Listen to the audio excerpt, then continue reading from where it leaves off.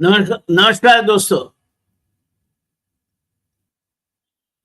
मैं आपका दोस्त जयनारायण व्यास आपकी सदा सतर्क रहने वाली चैनल खबरदार पे आपका स्वागत है। दोस्तों, एक छोटी सी खबर आज आपसे साझा करनी है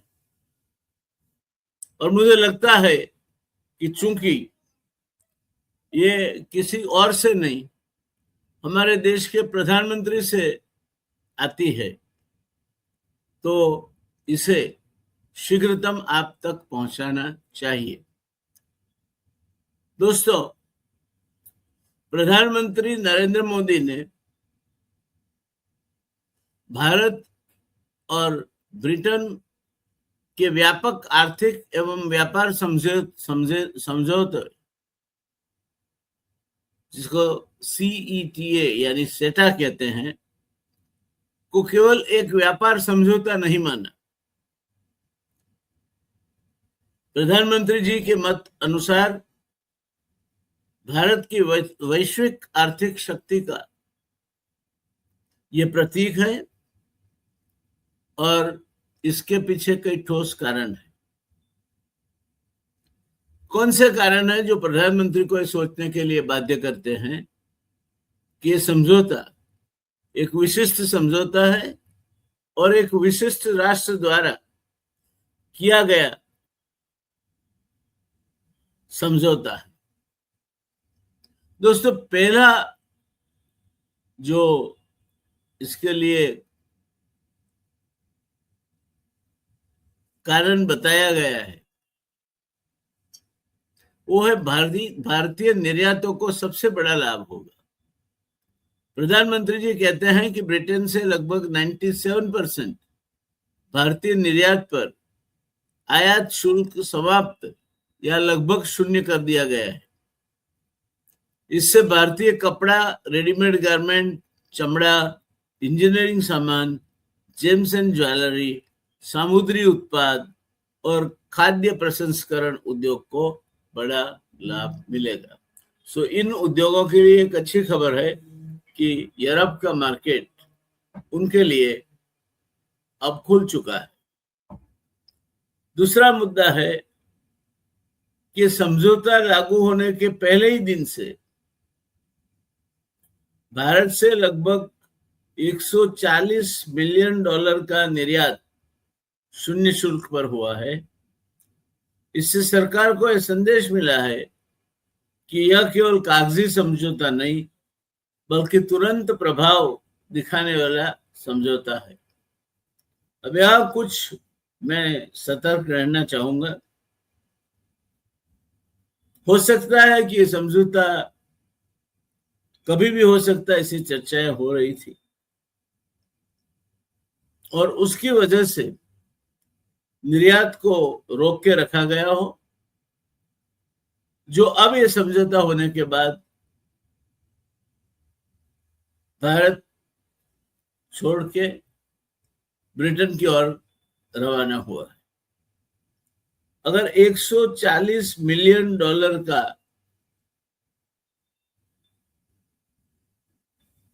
निर्यात हर रोज होना है, छोड़िए हर रोज, 300 दिन भी होना है,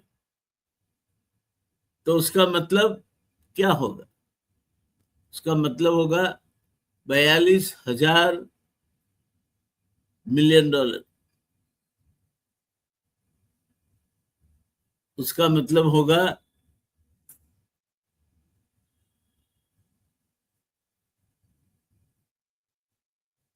$4200 बिलियन। उसका मतलब होगा $4.2 ट्रिलियन।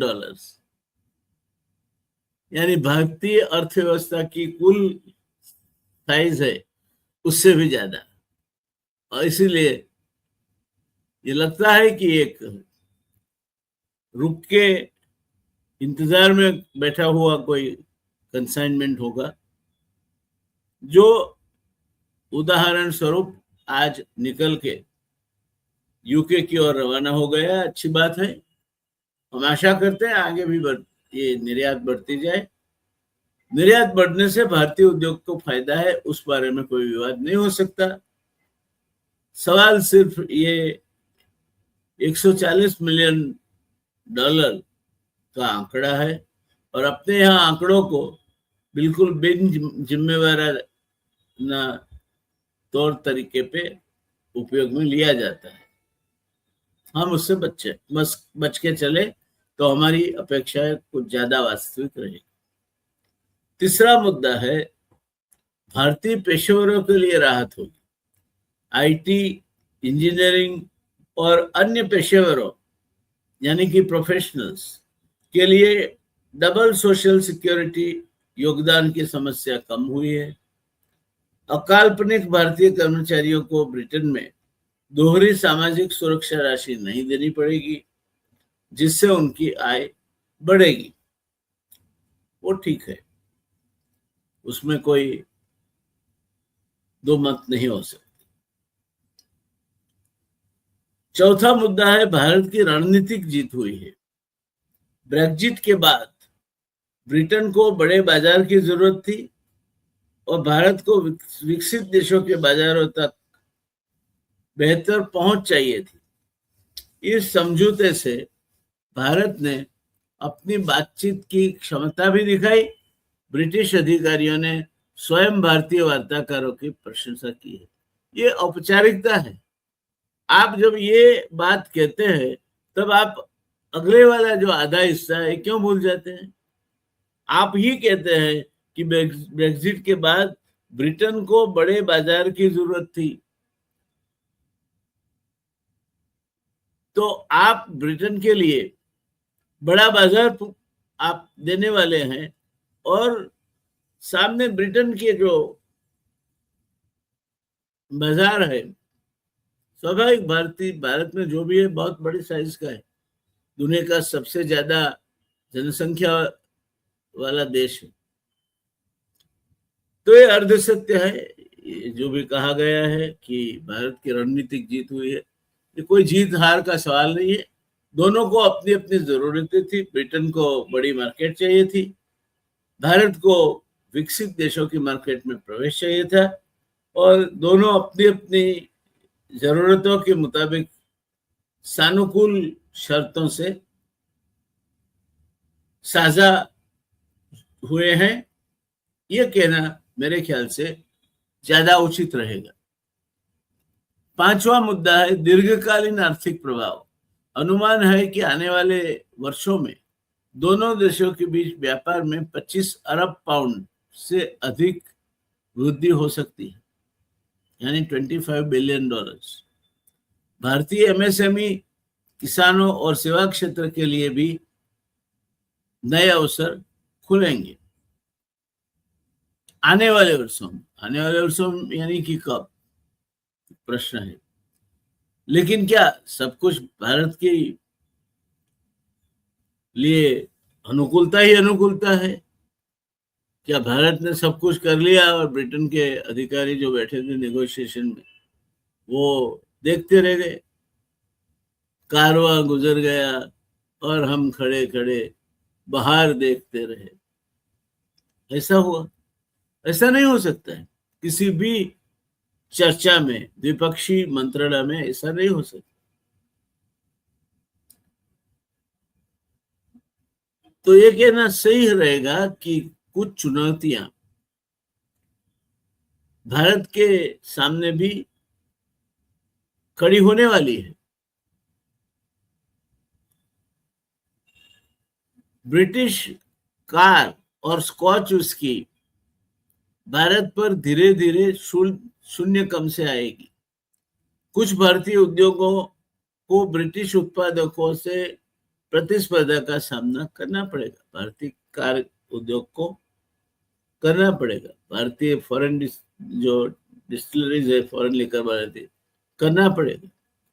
समझौते का वास्तविक लाभ तभी मिलेगा जब भारतीय उद्योग गुणवत्ता मानकों और नियमों का पालन कर सके। वो उतना आसान नहीं है। निष्कर्ष ये रहा कि मोदी सरकार इसलिए उत्साहित है क्योंकि यह समझौता भारत को केवल अधिक निर्यात नहीं देता, बल्कि यह संदेश भी देता है कि भारत अब विकसित अर्थव्यवस्थाओं के साथ बराबरी की शर्तों पर व्यापार समझौते करने की स्थिति में पहुंच चुका है। कौन सी बराबरी? इनको जो चाहिए था आपसे लिया, आपको जो चाहिए था उनसे लिया, तो बराबरी कहाँ आई? दोनों अपने अपने जरूरतों के मुताबिक नेगोशिएट करते हैं और भारत ने भारत का हित देखा होगा। जैसे पीयूष गोयल ने अमेरिका के साथ व्यापार करार हो गया ऐसा डिक्लेयर करके बाद में जब सही बात सतह पे आई तब ऐसा कोई करार नहीं हुआ था। आज भी कोई डंके की चोट पे नहीं कह सकता कि अमेरिका के साथ अपने व्यापार करार क्या हुए। तो इसका भी मैं मानता हूं कि पहले तो ऑफिशियल डॉक्यूमेंट इसका बाहर आना चाहिए और उसके बाद उसका अभ्यास करके क्या सही है क्या नहीं है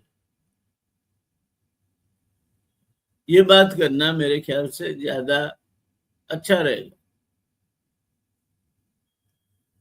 भारतीय प्रधानमंत्री के उत्साह का स्वागत है, मगर वो तो हमेशा उत्साहित